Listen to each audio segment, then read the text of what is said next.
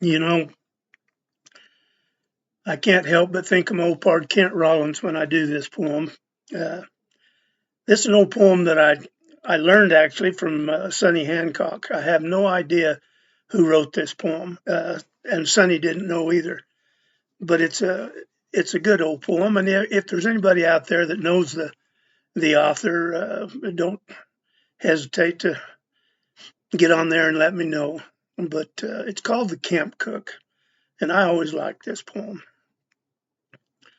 Well, that's him over there by the wagon, that old bald-headed, mean-looking cuss, with the sugar sack tied round his belly. There, look at him glaring at us.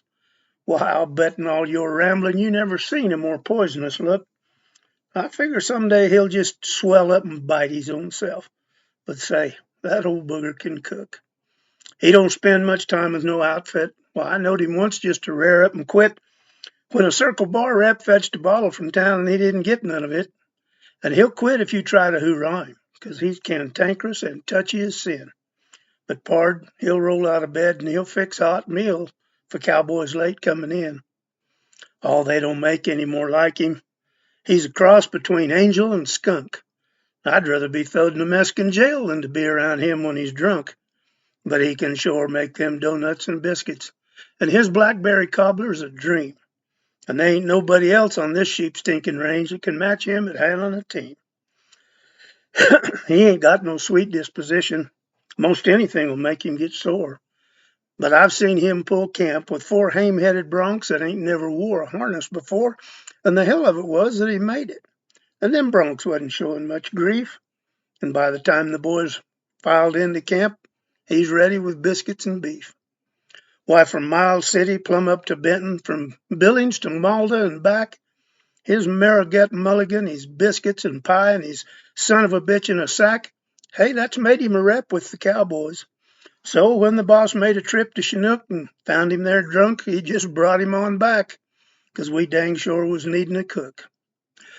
But if you drink the last drop from the bucket and you don't go get him some more, or if you don't put your plate in the wreck pan, man, he'll paw up the ground and he'll roar.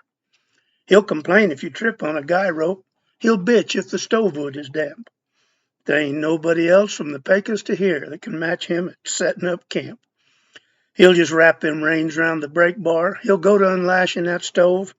He'll have her set up and smoking by the time the last tent peg gets drove. And he'll be shoving a roast in the oven while the wrangler's still stretching the fly. And by the time the boys ride into camp, he's ready with hot coffee and pie. But you know, he always gets drunk when we're shipping.